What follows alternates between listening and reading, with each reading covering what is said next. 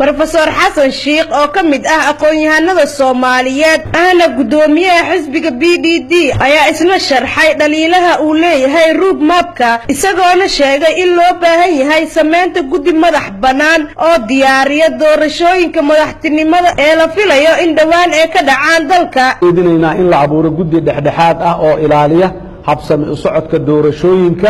madaxweynaha iyo gudoomiyaha baarlamaanka iyo ku xigeenadiisa hadda waa inay sii jiraan oo la yaqaano guddigaas shuruudihii lagu xuli lahaa iyo sidii loo xuli lahaa iyo cidda ay yihiin dad dhexdhexaadka ah oon dadka danaynaya positionska noocaas ah ciday doonaan baa aadano annagu ka mid nahay dad ay ayagu leeyihiin ama dad ayaga ku xiran ama dad ayaga saaxiibo la ah inaanay ahayn laakiin haddii guddigaasi magacaabistiisa aanay si saxa u dhicin oo dadkii sax ahayn aanay ka imaanin waxa soo baxa ayay raad ku yeelanaysaa sharciyadooda iyo ogolaanshaha dadka Soomaaliyeed ay ogolaan doonaan gabagabadii war-saxaafadeedka ayaa baaq loogu diray beesha caalamka iyo shacabka Soomaaliyeed iyadoo xubnihii kulanka yeeshay ay codsadeen in si taxadar leh loola socdo arrimaha iminka jira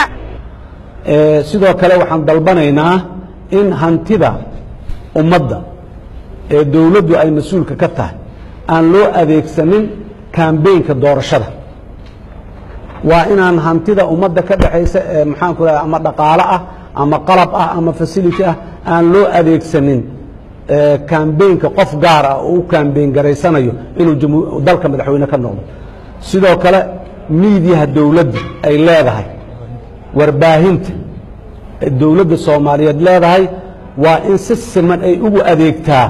ololaha muxuu ahay